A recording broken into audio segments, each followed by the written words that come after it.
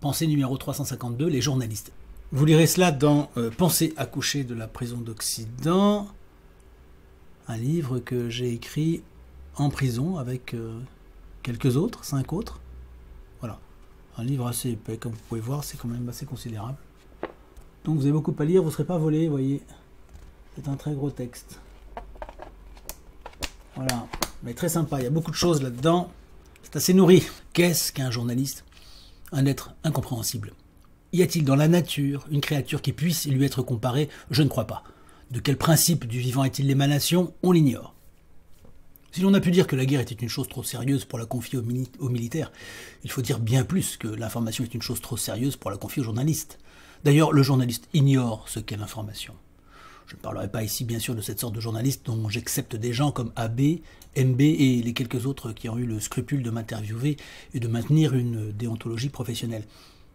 Il est temps que quelqu'un s'y colle et le dise, au risque de se faire saquer dans toutes les rédactions. Les journalistes de la grosse presse charrient un système mental approximatif, douteux, qui conduit mécaniquement à l'affaissement de l'intelligence, au trucage et à la manipulation servile, à l'abaissement des classes sociales pauvres, à la destruction de l'état de droit, à l'augmentation de l'esprit de caste, à un bigotisme, à la violence, à la délation, à l'égoïsme et enfin à la ségrégation. Je vais tenter de vous l'expliquer d'une manière telle que vous y retrouverez vos petits. Attention, journaliste, métier dangereux.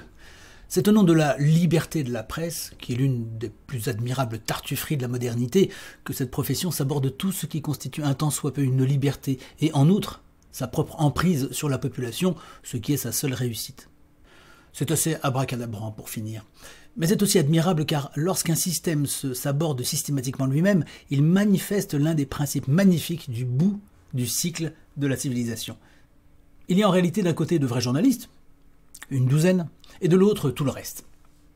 Lorsque vous croisez un journaliste qui vous dit « je suis journaliste » et vous brandit une carte de presse, ne le croyez pas sur parole. Ni l'habit ni la carte ne font le moine. Il est journaliste s'il ne diffuse pas de fausses nouvelles ni ne fait de commentaires inexacts, qu'il a employé le mot « peut-être » ou « il est possible que » ou « il n'y a aucune certitude quant au fait de » à chaque fois qu'il n'était pas sûr, ce qui lui a permis de ne jamais faire une phrase strictement inexacte en public. Il est possible que la vaccination soit scientifiquement pertinente, est une phrase exacte. La vaccination est scientifiquement pertinente, est une phrase fausse. Le journalisme abaisse l'intelligence. La première chose à dire sans doute, c'est que l'intelligence n'est pas du monde du journaliste. Beaucoup de gens pensent que le journaliste pratique la censure, fait du favoritisme ou masque des infos. C'est exact. Mais peut-être cela relève-t-il, avant une volonté délibérée, de l'effet de l'idiotie. Et l'on n'est pas tout à fait coupable de l'idiotie. Tenez, sur Europe 1, un journaliste interroge parmi ses invités un soi-disant philosophe et une victimologue, dont rien que le titre fait déjà rire, au sujet d'affaires criminelles devenues célèbres. Le philosophe, entre guillemets, explique « tous les faits divers ne deviendront pas de grandes affaires criminelles. Merci monsieur, votre intention était indispensable. » Le journaliste doit trouver cette remarque autrement intelligente, car elle précise « si je vous comprends bien, ce sont ces faits importants qui prennent de l'importance et pas les faits divers quotidiens qu'on trouve dans la presse locale. » Je cite littéralement. Je ne sais pas vous, mais moi j'aurais payé une fortune pour assister à cet échange. Mais la victimologue fait bien mieux que le philosophe à 2 balles de ping-pong, car elle affirme cette théorie échevelée, je cite toujours aussi exactement, c'est des phénomènes qui, je dirais, finalement montrent que des atrocités peuvent arriver. L'eusses-tu cru? C'est d'intérêt majeur. Il faut savoir, poursuit-elle doctement, que le fait divers, les faits divers et les grandes affaires criminelles, c'est vraiment la transgression de la loi par excellence. Il faut savoir ça, confirme-t-elle pour elle-même, en cas de doute, sentant bien qu'elle a employé un mot extrêmement compliqué. Le journaliste est satisfait. Ainsi, un tel niveau de débilité mentale méritait, selon lui, d'être consulté. Vous le voyez au premier mot, le problème est avant tout cette débilité profonde. Et on imagine combien les patrons de presse font face à une crise du recrutement. La carence des vocations et la pénurie de candidats à peu près alphabétisés sont révélatrices de la débâcle de la grosse presse. Ainsi, lorsqu'un journaliste vous attaque, ne pensez pas d'abord à une cabale personnelle. Pensez que vous avez simplement affaire à un ignorant plus ou moins alphabétisé. Vous tenez là une piste hautement plausible. D'ailleurs, entre nous, aucun esprit un tout petit peu intelligent n'admettrait que tout son propre corps de métier répète la même opinion sur le même ton. Outre qu'il faudrait au préalable que les faits soient vérifiés et certains, l'imitation a toujours été détestée dans tous les métiers, en dehors de celui des comiques. Les journalistes ne sont pas gênés. Leurs confrères attaquent par exemple le professeur Raoult, ou Poutine, ou la Russie, ou la Syrie, ou l'Iran, avec une totale unanimité et sans aucune contre-analyse décente. Pour gober l'unanimité et les unes des médias au XXIe siècle, il faut avant tout être un crétin complet. Ça ne vous empêche pas d'aller chercher plus loin. Il y a peut-être là-dedans une intention cachée, une manipulation des foules, un trucage, orchestré par des gens plus malins qui savent parfaitement ce qu'ils font, et à dessein. Des gens qui orchestrent, qui répandent un mot d'ordre. En ce cas, on n'a plus affaire à un imbécile, mais à un menteur servile, qui n'est plus un journaliste, mais un propagandiste. Un fabricant de haine instrumentalisé et payé, un condottière, un mercenaire, travaillant pour un pouvoir ou des idéologues. Je peux vous l'avouer, c'est effectivement le cas souvent. Il y a un mot d'ordre qui passe chaque matin dans la rédaction qui indique ce qu'il faut dire et comment. Il y a quelques années, c'était le BQ, autrement dit le bulletin quotidien, feuille de chou qui était envoyée matutinalement et que toutes les rédacs suivaient docilement. Mais tout cela n'est pas intelligent non plus. La haine et la propagande journalistique les plus travaillées sont l'idiotie. D'abord parce qu'elles se voient comme le nez sur la figure, mais aussi parce que faire le mal est idiot en soi et bouche l'horizon. Le mensonge finit toujours par se voir et repousse le public. C'est l'idiotie pure, en plus des mots d'ordre, qui explique le mieux l'alignement courtisan du journaliste sur ce que disent les autres journalistes, ou sur l'OTAN, ou sur la théorie du genre, ou sur Macron, Hollande, l'Europe, Van der Leyen, les syndicats de l'éducation nationale, ou le président des États-Unis. Et toutes les vénérations journalistiques. Je ne parlerai pas de l'ignorance du journaliste, il est vrai qu'il ne sait rien. Il ne sait rien parce que sa matière n'est qu'une donnée changeante et auto-effaçable. Il n'y a donc pas grand-chose à en dire. Si vous le voulez, faites comme moi, posez-lui une ou deux questions. Il ne saura pas répondre, qu'il soit du Monde, du Figaro, d'Europe 1, d'RTL. C'est un ignorant achevé. Et dites-vous bien que ces gens font des livres et trouvent des éditeurs. Parcourez des ouvrages de journalistes pour comprendre ce qu'est imprimer du vide. Choisissez les plus célèbres. Parcourez d'un doigt léger l'évanescente invisibilité intellectuelle et appréciez la promotion dont ces livres jouissent. Ils ne savent rien, mais ne veulent rien savoir non plus. Il faut d'ailleurs signaler que les médias mainstream se sont dotés de services de censure cossus qui sont l'écho des mots d'ordre venus d'en haut. Ce sont les rédacteurs en chef, les red-chefs, qui disent si l'on peut faire passer tel invité à l'antenne, si l'on doit taire une information, si tel artiste mérite une promo, après que le mot d'ordre soit reçu, et tandis qu'une équipe de petites mains sous-payées va regarder sur Wiki pour savoir si le bonhomme est fréquentable. Il s'agit aussi de récupérer des éléments à charge ou à décharge qui vont conforter ce mot d'ordre d'une manière ou d'une autre. Je vous ai donné l'exemple de celui qui, étant honni, est allé en vacances dans tel bled. Ces petites mains ne manqueront pas de découvrir que le bled en question est à 850 km d'un pays qui, pendant la guerre, était allié de l'Italie, ce qui sous-tend que le type honni se sentait proche de l'Italie fasciste, entre guillemets. Travail d'une précision digne de la haute fidélité. Si Wiki le dit, c'est que c'est vrai. N'importe quel attardé dont les écoles de journalisme pullulent peut faire ce genre de travail. Cependant, le red-chef doit faire vite. C'est dans les meilleurs délais, toute sa responsabilité est là, qu'il doit dire si l'invité est comme il faut ou si c'est un dangereux individu qui pense librement. C'est fréquemment que l'invité, trop mal connu, dit des choses interdites qui circulent ensuite sur les réseaux sociaux. Le red-chef se fait tancer par les gens du pouvoir, et alors sa note est silencieusement dégradée, et un jour il est recasé ailleurs, voire viré. L'ignorance et la bêtise journalistique font qu'on assiste régulièrement à un autre genre de grotesque achevé où le journaliste accueille sur son antenne un panel de journalistes. Culture clanique. Par ailleurs, le journaliste ne fait pas la différence entre rumeur et fait. Il n'a jamais réussi à savoir comment objectiver une nouvelle. Ce qu'il apprend en école de journalisme quant à la vérification est si pauvre, si approximatif qu'on en reste ébahi. C'est un monde sans objectivation, contrairement à l'industrie. Ce à quoi il faudra remédier. Il partage ce privilège de discours au doigt mouillé avec le monde politique et le monde judiciaire. Ces trois mondes-là sont à part. Remarquez bien qu'ils gouvernent. Je crois avoir suffisamment dit que les sphères les plus fantoches, les moins légitimes, les moins intelligentes et les plus douteuses sont au sommet de l'Occident. Ce sont ces mondes, profondément débiles et approximatifs, qui tiennent le haut du pavé. si encore le système mettait là des gens adroits. Mais voyez les présentateurs, animateurs et chroniqueurs depuis 40 ans. Il n'est pas étonnant que ces gens donnent dans tous les poncifs et toutes les supercheries du secrétariat d'État américain ou de la CIA. Le propre d'une civilisation, c'est de faire monter les gens intelligents et de faire descendre les idiots, de promouvoir les activités qui enrichissent la société sur divers plans et de mettre à bas les métiers qui génèrent de l'idiotie. Par conséquent, il conviendrait que le journalisme soit au niveau dont il traite ces matières. Du journalisme à la science, vous avez la distance qu'il y a entre l'enfant de 3 ans qui se prépare lui-même son biberon en versant du lait et du chocolat partout et le chef restaurateur d'un bon restaurant. Le journaliste croit encore, au XXIe siècle, qu'il suffit que l'un de ses confrères avalise une nouvelle pour que celle-ci soit vraie. On l'a vu avec mon affaire, traitée de gourou par l'un, je l'ai été aussitôt par tous les autres, sans aucune enquête, sans le moindre travail. Cela s'appelle... Pardon. Tout cela sans doute parce que j'ai un goût roux pour la chevelure de ma femme. Il leur fallait un mot qu'il est dispensable d'avoir à travailler et trouver des éléments concrets. Comme me le dit un journaliste de Marianne, à peine repentant, les journalistes sont paresseux. Je ne vous fais pas dire, mon cher, mais c'est encore les exonérer. Il leur fallait aussi un cri de haine, de quoi mobiliser la vindicte et lyncher sans la moindre vergogne au risque que je me fisse tuer, ou que mes enfants allassent en prison, ce qui s'est produit d'ailleurs. Remarquez, un grand homme a été traité lui aussi de gourou, c'est le fameux professeur Raoult. C'est donc un titre dont on peut être fier désormais. On retrouve là le processus classique de tous les totalitarismes et ce qu'on appelle une méthode fasciste. Certains ont dit nazi, je le dis parce que c'est opposé une accusation folâtre qui m'a été lancée à une pratique concrète dont ils usent. Mon affaire, naturellement, n'est pas unique. Bref, la preuve est faite, une fois de plus, le journalisme, c'est là compromis en stupidité.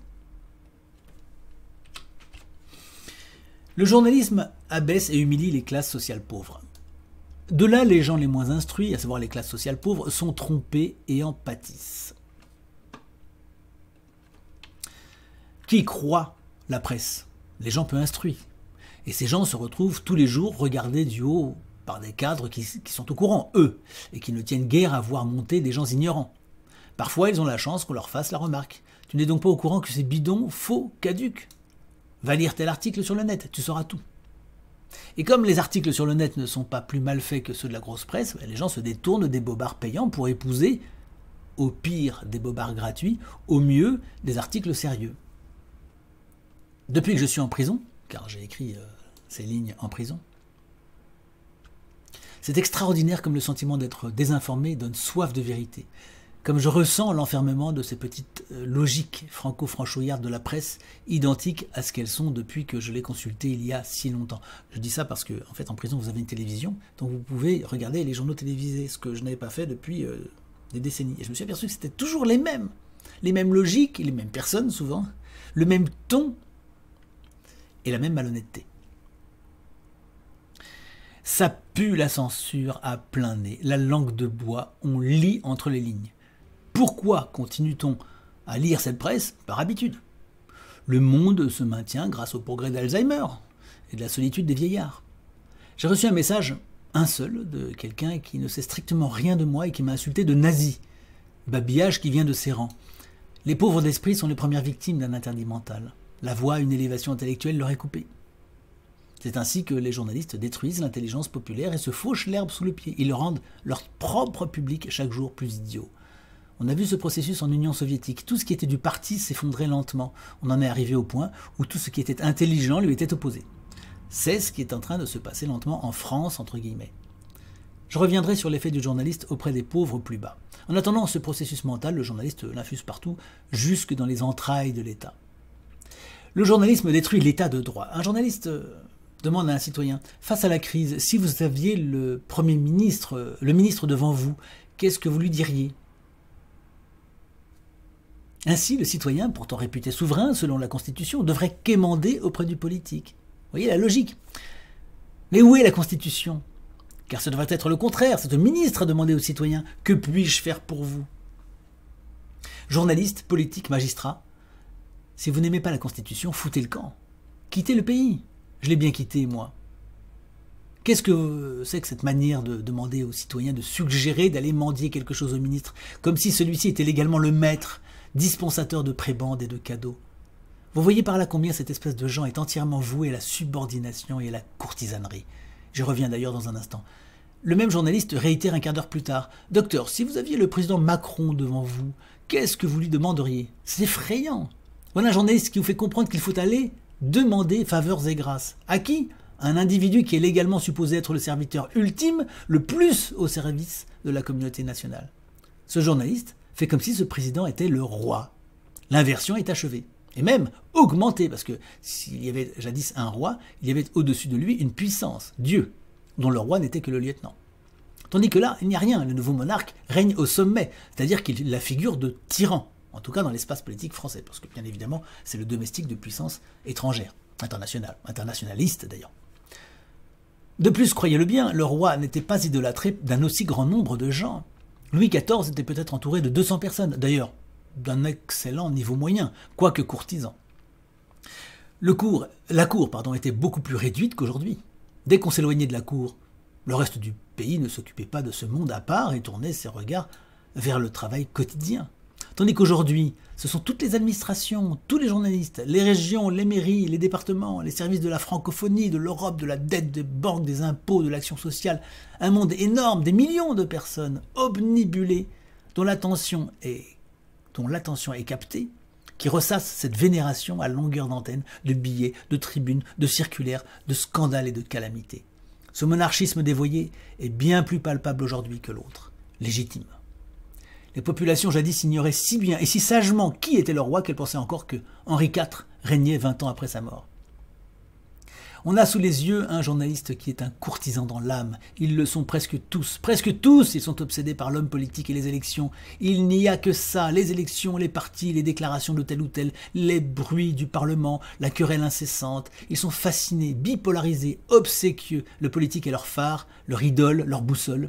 Ils se désintéressent des grandes choses, ils ignorent tout ce qui compte charnellement et qui est le pays. Ils ignorent tout ce qui fait la réalité du pouvoir. Ils ignorent que tout ce que le ministre donnera, ce sera sorti de la poche du peuple. Ils y incitent. Je vous en supplie, monsieur le ministre, fouillez-moi les poches, prenez-y mon argent et redonnez-moi une toute petite part. Faut-il être ignare pour ne pas le savoir? Mais s'il le sait, s'il sait qu'il masque des faits cruciaux, pourquoi le fait-il? Non, je ne ferai pas le complotiste en affirmant que le journaliste sert une cause qui est cachée au public, que le tenant du vrai pouvoir lui dicte sa conduite. C'est une chose impossible, ce sont des gens trop vertueux et jamais on ne verra de corruption dans ce pays. Je m'en tiens à ceci. Le journaliste détruit l'esprit de la Constitution et donc l'état de droit.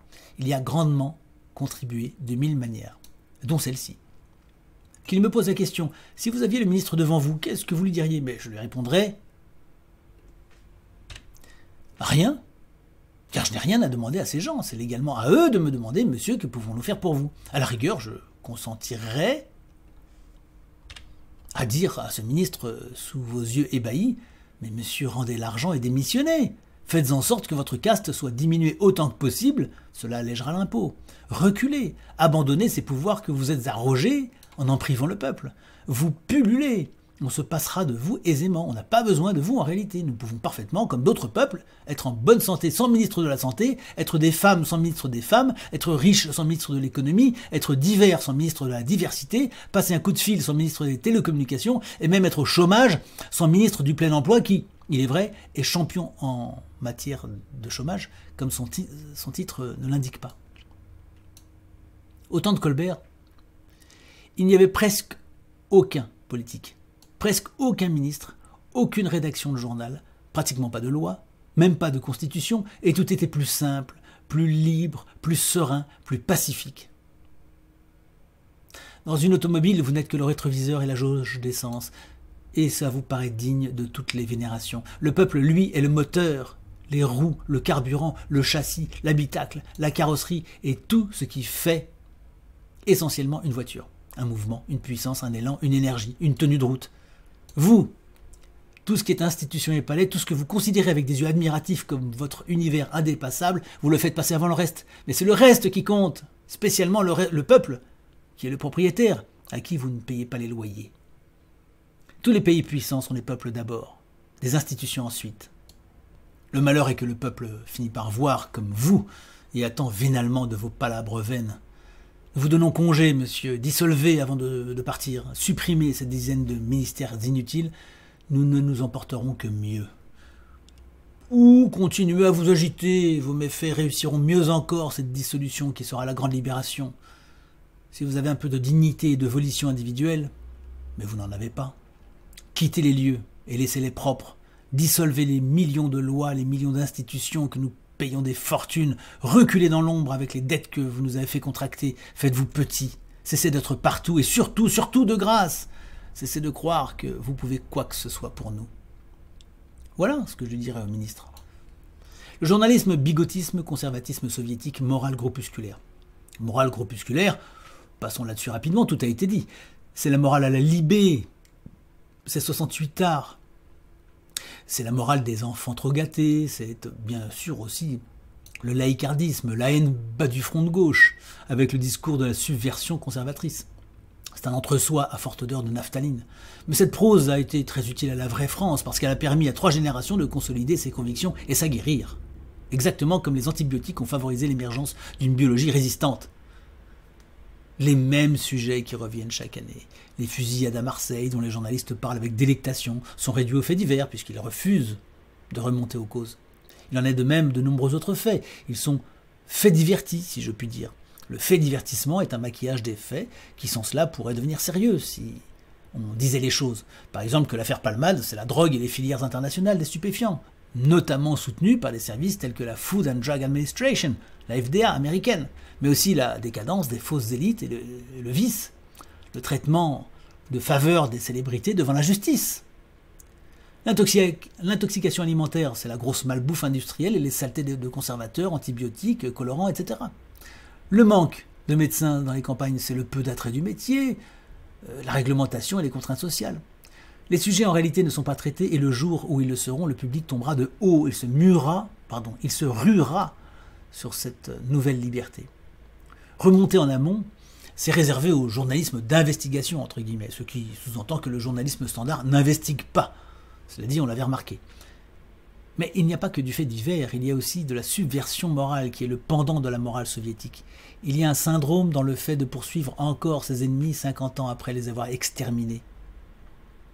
Par toutes sortes de discours ressassés, de rappels et de commémorations, le journaliste maintient et entretient des combats dépassés qui transforment en mythes écœurants, celui de guerres qui ont des décennies, dans le but de reporter cette chasse aux sorcières sur de nouvelles proies. Ces logorées rendent sa cause particulièrement irritante. Peut-être le fait-il exprès, je me le demande parfois. Et s'il voulait vraiment pousser les gens vers le parti qu'ils disent haïr? En revanche, on évite les rappels les plus nécessaires, créant par là une frustration. L'idéologie officielle résiste obstinément au temps et aux évidences, à la vérité des faits et à la vérité historique. Tout se poursuit avec le même acharnement qu'Akoshim. La structure du journal radio ou télé est rigoureusement le même depuis des décennies, comme en Corée du Nord. Le bigotisme du journaliste résulte du fait qu'il est incapable de comprendre les principes en œuvre, étant dénué de sens philosophique. Pour lui, les seuls principes admissibles sont ceux du régime une fois pour toutes.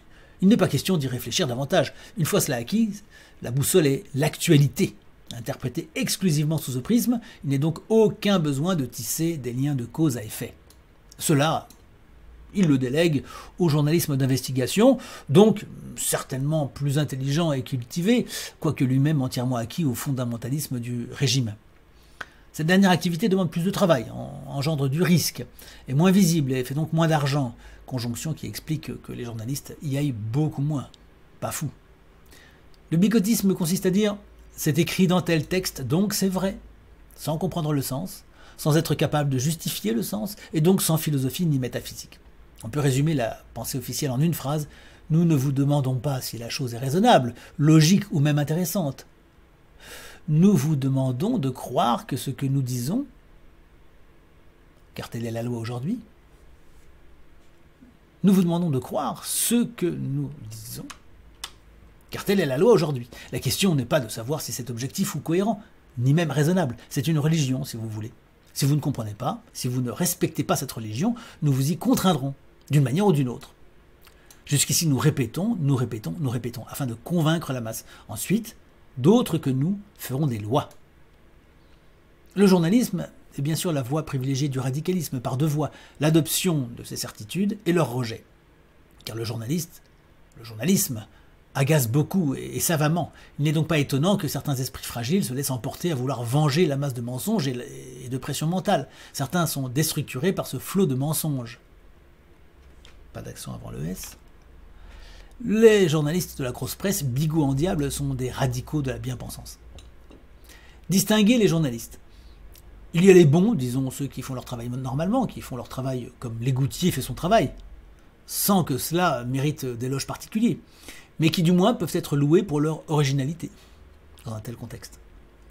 Ce sont des gens qui ne fixent pas leur valeur sur la volatilité des choses. Ils ont appris autre chose que les fadaises des écoles de journalisme, lesquelles enseignent manifestement beaucoup d'âneries et aucune déontologie.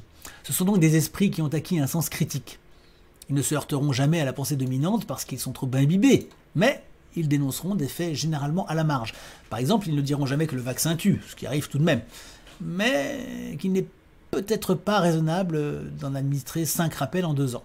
En tout cas, ils vont se poser la question. Enfin, éventuellement, ils se poseront la question. En général, ceux-là sont indépendants. Ils sont rapidement mis sur la touche et sortis de la grosse presse. Ce sont les meilleurs de leur profession, sans que cela relève de l'exploit, encore une fois. Ils restent assez fidèles à leur mission. Il y en a même d'excellents qui se distinguent. Ceux-là ont tous les autres contre eux. Souvent, ce sont d'anciens journalistes du système qui ont claqué la porte afin de pouvoir faire leur travail véritable. Car le journalisme est l'un de ces rares métiers dont la grosse majorité a quitté les rangs. Dans cette catégorie, on a les scientifiques du GIEC. La plupart n'en sont plus. C'est évidemment un signe à comprendre, le sentiment d'un dégoût, du rejet de l'institution. Mais les bons journalistes eux-mêmes se consacrent majoritairement au même thème. Ils demeurent dans le passif, les sujets courtisans, la politique politicienne surtout. Mais les bons journalistes eux-mêmes se consacrent majoritairement au même thème, ils demeurent dans le passif. Il reste des sujets courtisans. Et puis il y a les autres, les journalistes officiels, ceux qui paraissent dans la grosse presse. Chez ces derniers, les deux journalistes les plus en vue sont le ségrégationniste et le courtisan. Le ségrégationniste, c'est le lot commun, celui qui n'évoque que les sujets autorisés, qui disqualifie quiconque ne pense pas correctement. Cette disqualification, on arrive à qualifier de gourou, d'ultra ou d'extrémiste les gens qui redisent ce qui a toujours été dans la sagesse des pensées, de plein bon sens ou de supérieurement intelligent, voire acquis au prix d'efforts de vie sacrifiée. Il est évident que n'importe lequel de nos écrivains nationaux ou de nos artistes jusqu'au début du XXe siècle passerait pour tel. Beaucoup seraient arrêtés pour leurs opinions et jetés au fer.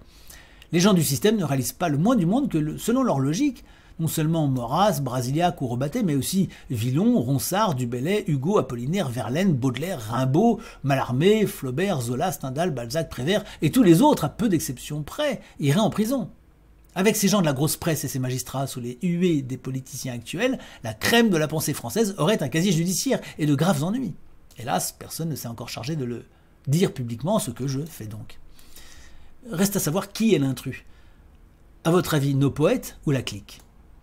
À très peu d'exceptions près, tous les grands personnages que cette clique d'aujourd'hui célèbre la conchit. Le journaliste classe en catégories politiques et dit qui est fréquentable et qui ne l'est pas. Les catégories non fréquentables sont diverses, mais on peut les retrouver facilement. Il s'agit de tout ce qui s'oppose à ce dont il est fait publicité, non seulement dans les réclames, mais également dans les discours. Là encore, comme en Corée du Nord, un tout petit groupe définit la fréquentabilité et les disgrâces tombent vite. C'est l'homme et la femme des plus gros tabous, de l'énorme propagande, du matraquage. Quand on va de France 2 à Arte, et puis sur France Info, c'est univoque, unicolore, c'est le coup de couteau répété, permanent, jour et nuit, sans relâche. Le mot journaliste est d'ailleurs si mal connoté, il inspire tant de mépris à la population, qu'on est obligé de faire accompagner le mot journaliste d'un qualificatif flatteur pour distinguer bon ou consciencieux. Si vous dites les journalistes, tout le monde comprend, c'est canaille de journalistes. Et vous voyez que je reste poli. Ce qui oblige à dire les bons journalistes, pour parler de ceux qui font leur travail normalement. Lorsqu'on dit les chirurgiens, les charpentiers ou les épiciers, on n'a pas besoin pour l'instant d'ajouter bon devant. Ces métiers de presse sont en effet moins bien vus dans les sondages que celui de garagiste ou de prostituée, et se trouvent tout en bas de liste. D'où cela peut-il venir, grand Dieu? Les tanneurs, les écharneurs et les corroyeurs, jadis, étaient souvent relégués loin du centre des villes, du fait des peaux pestilentielles qu'ils travaillaient. Ils ont été progressivement éloignés alors qu'ils exerçaient au début leur métier au cœur des garnisons qui, sur le bord des fleuves, aménageaient des édifications qui furent les prémices des villes, de certaines villes. Pas toujours le cas. Après quelques siècles, leurs enfants ne pouvaient plus espérer se faire une place dans la société. En Inde, au Japon et ailleurs, ils sont devenus des castes de parias. Il arrive aux journalistes et aux gens qui accréditent leur discours de journalistes ce qui arriva aux tanneurs. Ils sont progressivement relégués, mais cette fois dans l'esprit du public. Mais les journalistes profitent cependant d'un phénomène inversement proportionnel. Plus ils déplaisent au public, plus ils bénéficient d'avantages considérables. Ils montent au fur et à mesure que le peuple est abaissé. Ils appartiennent à une caste dite respectable, en fait intouchable, protégée par un pouvoir qui les préfère aux vils gueux, sans dents. C'est qu'ils relaient une opinion. Depuis 40 ans, la grosse presse est une presse d'opinion et plus personne chez eux ne trouve à redire au fait qu'elle donne son avis. Vous connaissez son opinion, on vous l'a enfoncé dans le crâne. C'est un supplétif du pouvoir en réalité. Oui, parce que vous avez remarqué que jadis, le journaliste était censé être neutre, présenter quelqu'un qui présentait une opinion, mais ne pas y apporter une contradiction, ni aller dans son sens. Il était censé rester neutre. Aujourd'hui, le journaliste ne se gêne pas pour donner son avis. Comme tout ségrégationniste, le journaliste de la grosse presse est aussi un corporatiste. Il compte publiquement le nombre de jours de séquestration d'un confrère dans un bled africain, mais ne dit rien du même sort subi par un autre type de Français. Il fera une rubrique sur le cancer d'un confrère, mais ne fera jamais une telle chose pour un simple citoyen. Il y a des races supérieures selon lui. Et la race du journaliste en fait partie. Depuis toujours, le journaliste ségrégationniste considère que la notion de peuple telle qu'énoncée depuis le fin fond des temps, notion basée sur les critères de langue commune, de religion commune, de mœurs communes, de culture commune, d'origine ethnique commune, est une notion abjecte, sordide ou ridicule. Sauf si cela contrarie les intérêts des peuples européens d'origine. Ainsi, le 25 avril 2023, cette même presse, Le Monde et Mediapart en tête, défendent le point de vue que les Comoriens ne sont pas différents des Mahorais de Mayotte, qu'il ne faut pas les expulser du territoire français car ils sont de langue commune, de religion commune, de mœurs communes, de culture commune, d'origine ethnique commune. Là, le patrimoine génétique a toute sa valeur. C'est un argument parfaitement recevable. Dans ce cadre subversif, là pour défendre une communauté contre la France. Un Français ne pourrait aucunement brandir ces arguments pour lui-même, sans être qualifié par exactement les mêmes d'extrémistes de droite, racistes, xénophobes, et sans doute aussi, parce que cela va de pair et fait partie de la pochette sur surprise, d'antisémites. Hypocrisie, pas seulement. Le journaliste obéit à une logique de destruction de l'Occident, comme il a été dit. Foin de ces vieilles sociétés chrétiennes et des autres religions ou morales civiques qui seraient capables encore de condamner Harvey Weinstein, Jeffrey Epstein ou la fille Maxwell. Cette destruction l'a conduit à obtenir que soit démantelé tout ce dont l'Occident a aujourd'hui besoin pour combattre le reste du monde, dont la Russie et la Chine. C'est que la presse et les pouvoirs occultes qui ont voulu faire table rase de l'Occident pour s'en saisir ont poursuivi la subversion un tantinet trop loin et se sont retrouvés à tout bêtement scier la branche sur laquelle ils étaient assis. L'indigène national ne mérite pas qu'on vante ses valeurs. L'indigène étranger doit être pris en main et promu. Résultat, l'armée française n'a que 2 pelés 3 tondus à aligner face aux Russes. L'économie est exsangue, etc. Le dicton parfait pour illustrer cette issue rigolote est l'un des plus simples de notre culture. Tel est prix qui croyait prendre. Enfin, il y a les courtisans. Les courtisans sont des ségrégationnistes haut de gamme. Ce sont ces derniers qui m'intéressent ici, ceux qui sont placés en avant. Tout journaliste salarié de la grosse presse est un conservateur de la subversion. Il épouse inconditionnellement la pensée dominante au sein du système. Il ne veut rien savoir de la pointe avancée de la science, des progrès de la pensée ou de la théologie, ou quoi que ce soit qui constitue d'une façon ou d'une autre l'inarrêtable redécouverte du vrai, du bon, du beau ou du juste. Le courtisan affine, module, fait chatoyer des idées reçues, des croyances convenues, des notions répétées ad nauseam. Il veut faire croire à des nuances. Ces produits, il les remet sur l'étal en changeant un peu la déco. Il veut vendre et se vendre. Courtisan d'une cour sans roi, de gens qu'il présente comme rois et princes, présidents de la République et ministres, ceux qui ne sont que des valets, des consultants de Bruxelles et de Washington, Consultants qui font une caste énorme, certes, et touchent des émoluments de mille manières, avantages, postes prestigieux, salaires, jetons de présence dans des conseils d'administration, retraite dorée, bons tickets, sinécures, chèques jamais encaissés, impôts d'oubliettes, etc. Car après tout, ils sont les créatures de ce que Jean-Dominique Jauvert, lui-même journaliste mais indépendant, désigne comme la mafia française. Comme beaucoup de très hauts fonctionnaires, il nous apprend dans un petit documentaire que 40% des membres du conseil d'administration du CAC 40 sont hauts fonctionnaires. Cumul en principe interdit par la loi. Édouard Philippe et bien d'autres font partie des hors-la-loi pris la main dans le sac. Pour cette sorte de journalistes-là, non pas M. Jauvert mais les autres, ce n'est pas le fond d'une opinion qui compte.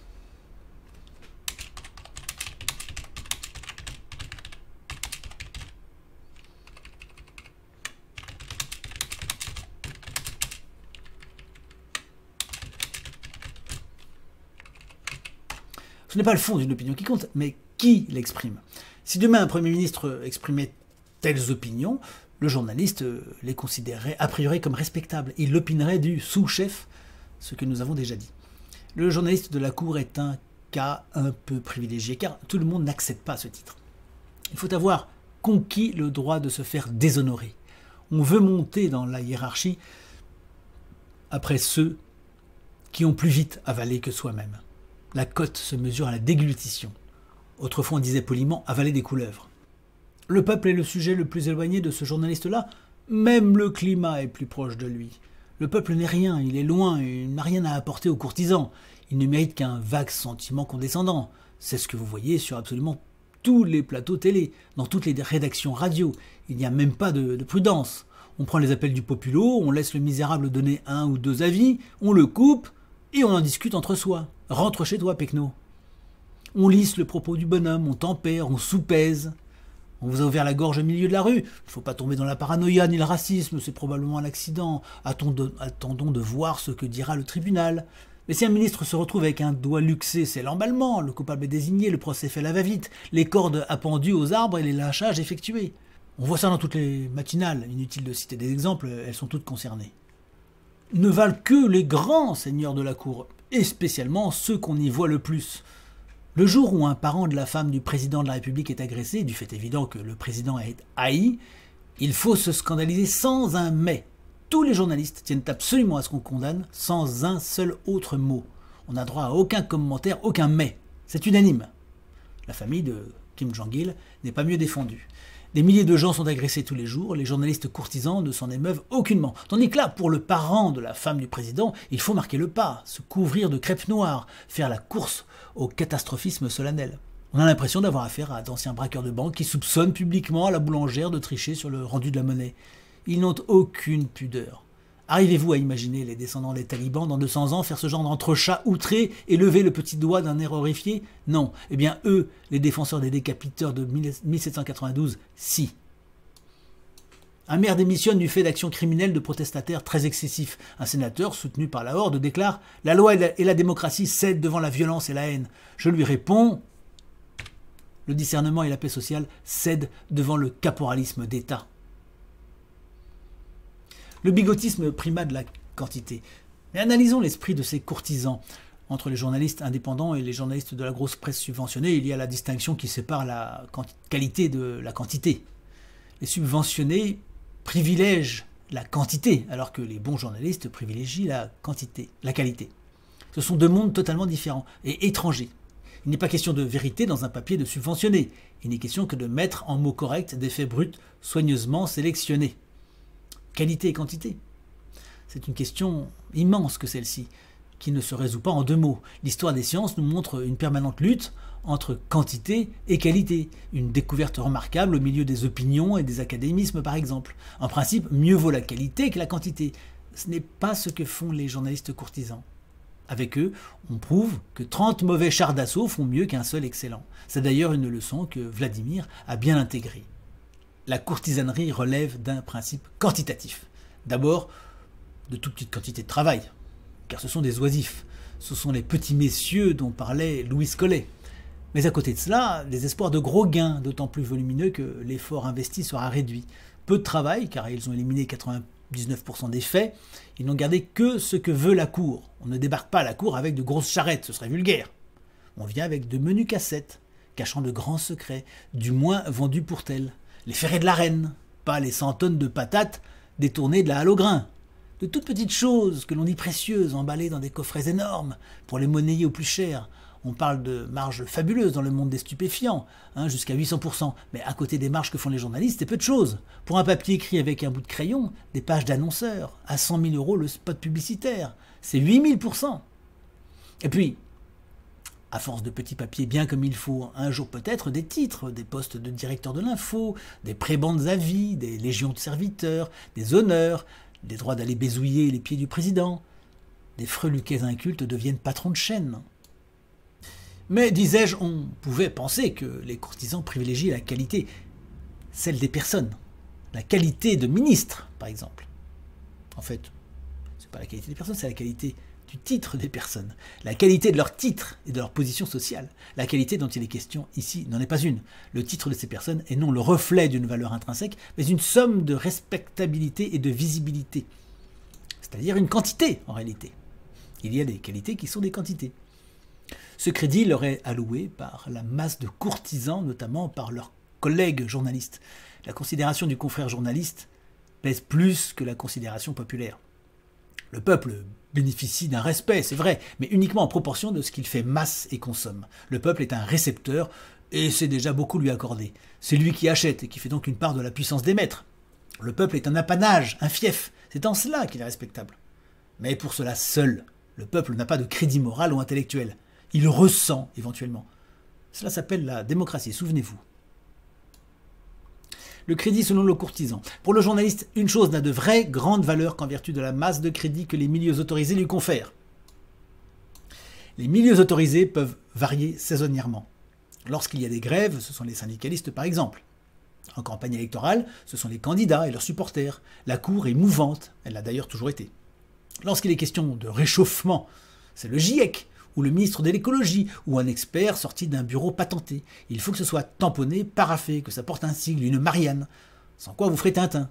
C'est ainsi qu'on obtient des catastrophes dignes de la crise financière de 2008. C'est un système de Ponzi intellectuel. Des fous accréditent des fous.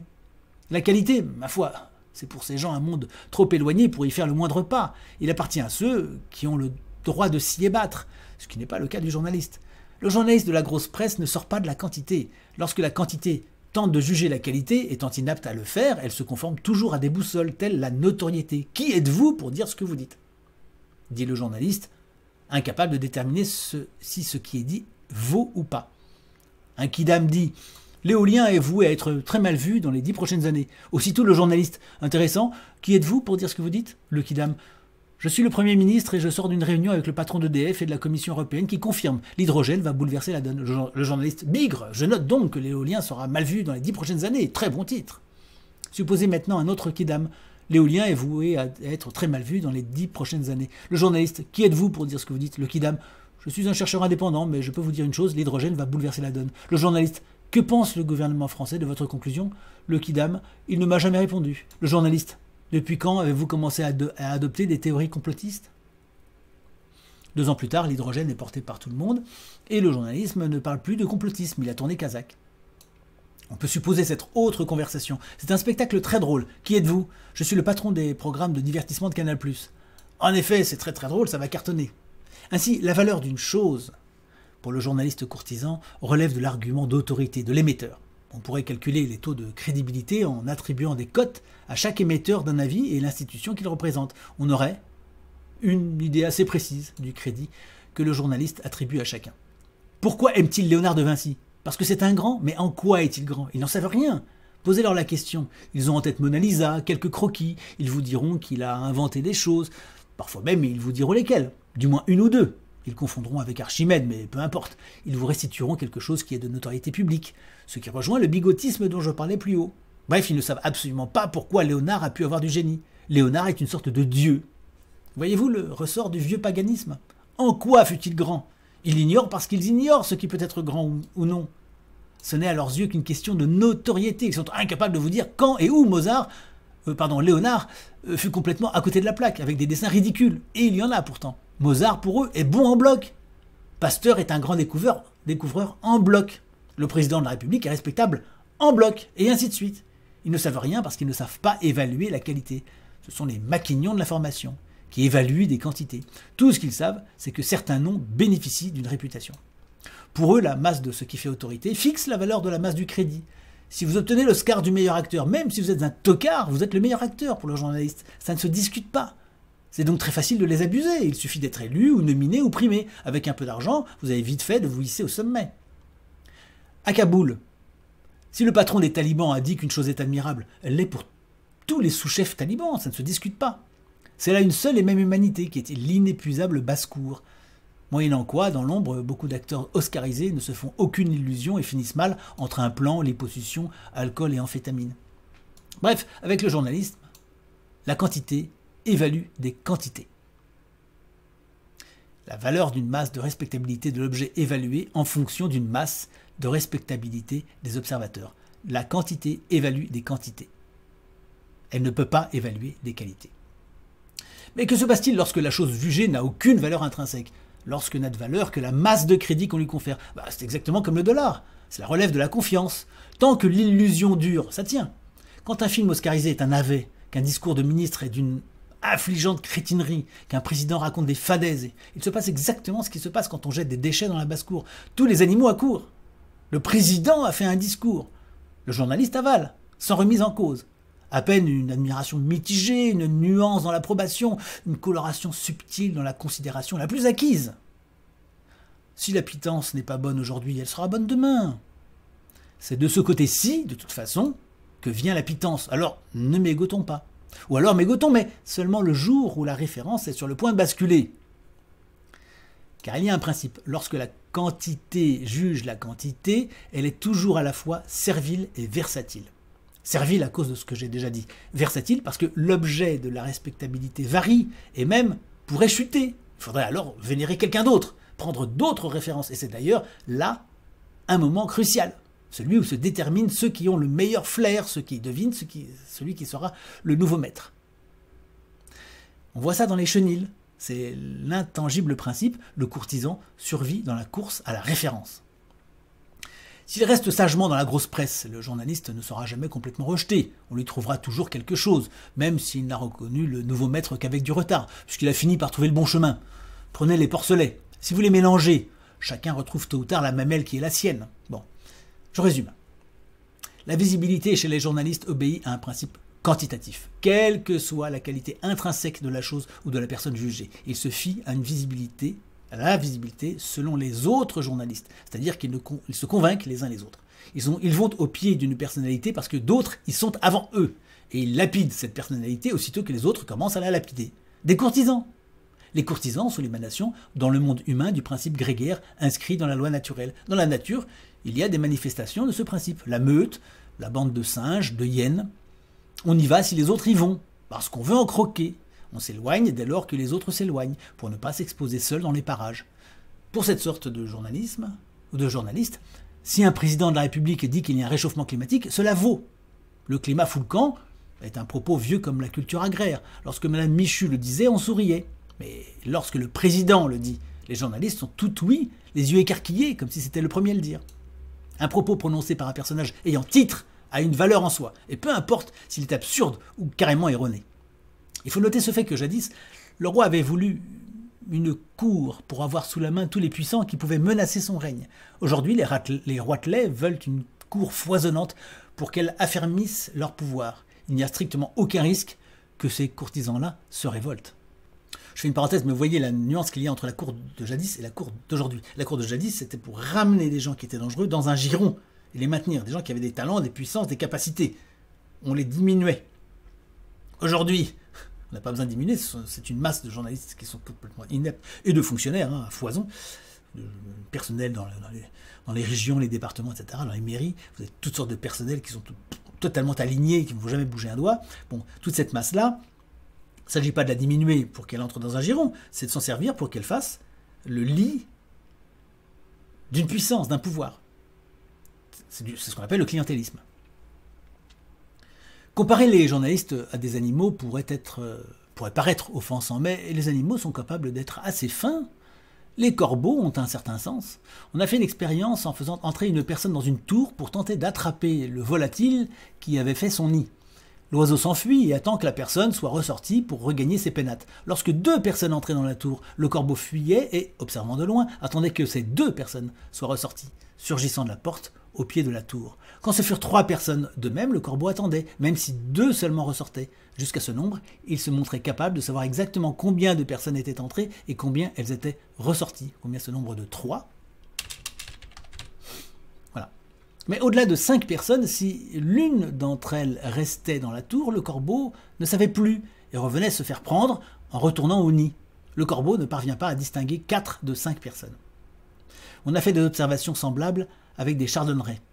Dans le cas des animaux domestiqués, signale Georges Ifra dans son livre Histoire universelle des chiffres, il s'agit d'une sorte de perception rudimentaire de la notion d'égalité des ensembles. Eh bien voilà les journalistes. Tenez, un exemple. Pensez à l'entrée massive des députés RN, Rassemblement National, à l'Assemblée nationale aux dernières législatives. Les députés bénéficient d'une certaine respectabilité de la part des journalistes, mais relativement à leur étiquette et au nombre que totalise leur groupe parlementaire. Vous voyez, 2 critères. 5 députés communistes sont parfaitement respectables. Dans le cas de députés défendant le patriotisme ou des idées dites de droite, il faut alors que leur groupe atteigne un nombre plus important. La question consiste à se demander à partir de quel chiffre pour les journalistes ces élus sont respectables. On n'a pas encore évalué ce nombre précisément, manquant de recul, mais les études sont en cours. On se rappelle que lorsque les députés du Front National étaient une douzaine, ce chiffre ne suffisait pas, ce n'était que des chiens galeux. Mais à 89, les députés du même groupe, enfin celui du RN, sont beaucoup mieux entendus et respectés.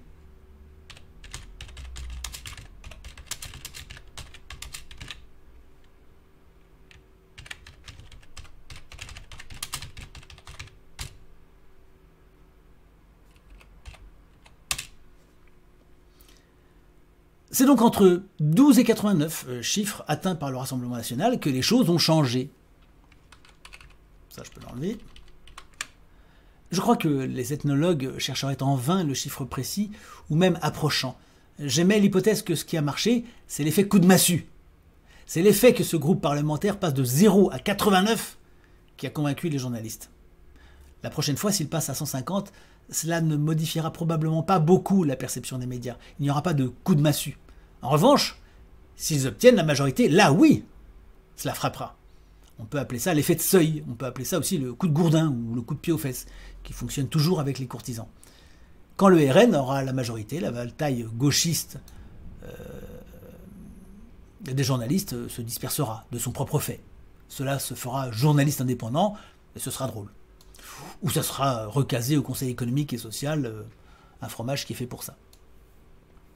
La subtilité, pour les journalistes courtisans, n'a aucune importance. La vérité fine et délicate non plus. Ils vendent ce qui les frappe. Ils aiment le gros coup de bambou, celui qui les a assommés, ébahis, sidérés, dont ils se disent, aussitôt après avoir encaissé, qu'ils en feront profiter tout le monde. Il faut que les autres subissent à leur tour, d'autant que ça les enrichira. C'est une culture assez spéciale. Il y a là une inclination douteuse, mais rémanente en eux. On ne vend pas de la vérité subtile, car la subtilité amoindrit l'effet massue. On vend du gros titre qui tâche. On laissera à de petites mains le soin de faire dans le détail dans l'article, où sera souvent dit le contraire de ce qu'annoncera le titre. C'est la technique rapport du GIEC. On a ainsi des gros titres du genre « Le paysan tueur sévissait dans la région », suivi dans l'article de la précision « L'homme ayant pris sa retraite a livré sa recette pour exterminer les pucerons », un mélange de miel et de vinaigre. Ou « Un ministre russe se lâche sur Poutine », avec un texte qui rapporte des propos admiratifs. Ou alors un sommet du G7 autour de la fin des ressources terrestres. Oui, c'est souvent affreusement formulé. Suivi dans le texte de « Tout indique que la Terre est très loin d'avoir atteint ses limites, celle-ci reculant sans cesse ». Le journaliste n'est pas une dentelière, c'est un cyclope qui bazarde du haut de la falaise ses gros blocs de rochers. C'est spectaculaire et peu importe s'il tombe sur de frêles ou de robustes esquifs. Il s'en contre-moque royalement, tant que ses maîtres ne disent mot. Éventuellement même, ses victimes feront l'objet d'une nouvelle une. Bref, c'est une quantité qui domine dans son esprit, ce sont esclandre, flatterie, appréciation, calomnie, c'est-à-dire des rumeurs, des on-dit, des cancans. C'est un esprit faux qui vénère des taux de respectabilité, de crédibilité, d'impact sur le public, d'effets médiamétriques et de part de marché. Et les autres journalistes, les vrais, disons-le simplement, sont en quête de qualité. Ce que dit telle personne correspond-il vraiment à une vérité? Qu'est-ce qui se cache là derrière? Ce langage-là relève pour l'autre du chinois ou du sanskrit. Les journalistes sont des êtres qui s'adapteront à n'importe quel point de vue tel qu'il leur sera demandé, qui ne connaissent aucune honte. Ils peuvent être partisans chevronnés d'une cause inventée dans la nuit et pour 3 semaines, en contradiction complète avec leur mission originelle. Ils se font piéger assez drôlement.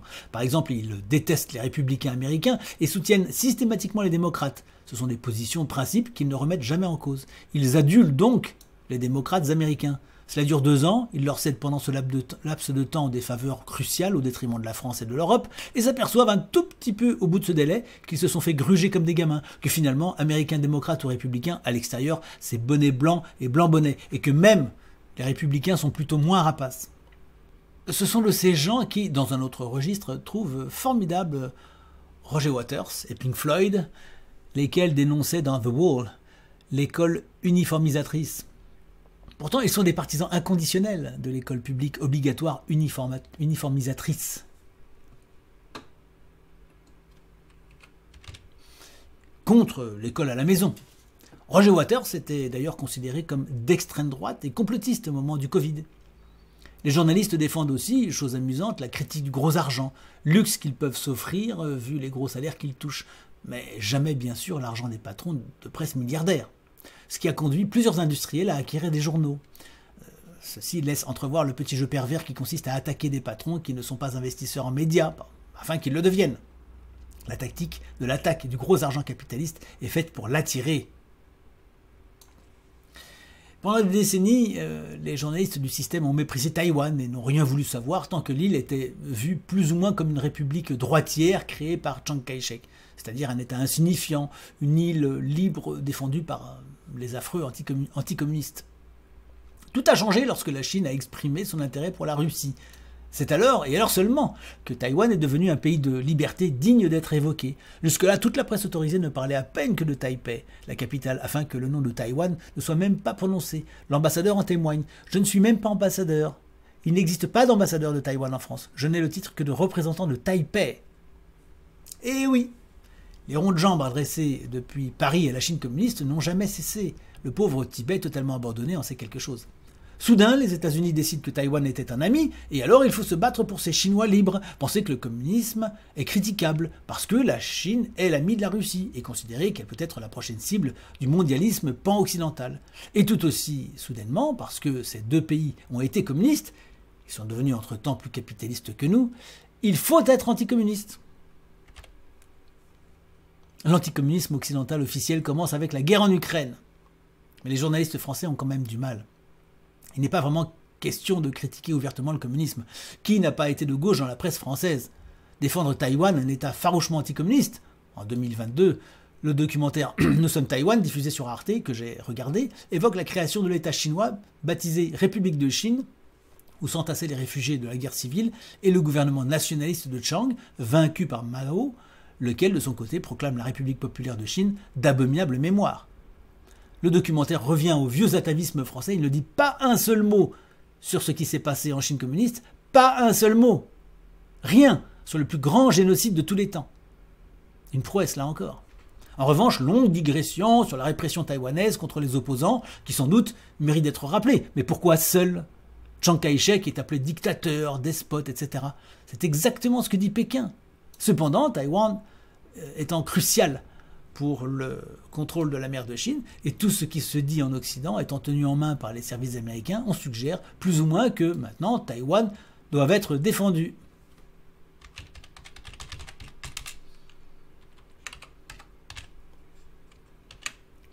Bref, le journaliste aura toutes les affections qu'on voudra, sur commande, et des amitiés salariées. En dehors de son idéologie de jeunesse, renforcée dans les écoles de journalisme verrouillées, tout est décidé en haut, gouvernement, Washington, Bruxelles. Il ne dira rien sur la guerre au Yémen tant que les États-Unis diront qu'il ne faut rien en dire. Il n'a rien dit sur la Croatie qui mourrait sous les bombes, ni sur le Soudan, ni sur le Congo, ni sur l'Érythrée, etc. Le sort des Africains est décidément négligeable à leurs yeux. Le journaliste condamne fermement des propos dans des tribunes vibrantes, puis les adopte, après tout le monde, quand l'ordre lui en est donné. A contrario, il soutient des thèses officielles, puis les abandonne sur le bord de l'autoroute au cours de l'été. Il y a bien sûr des intangibles, des certitudes officielles qu'il est bon ton de maintenir, et même, quand elles ont été battues en brèche depuis longtemps, des objets sacrés dont la grossièreté doit rester secrète. Bon voilà, je m'arrête là, je ne vais pas vous lire toute cette pensée, mais voilà, ça vous donne un ton. Je vous encourage à lire la suite. Vous allez beaucoup vous amuser parce que je vais encore attaquer un petit peu cette caste qui méritait de l'être, je crois.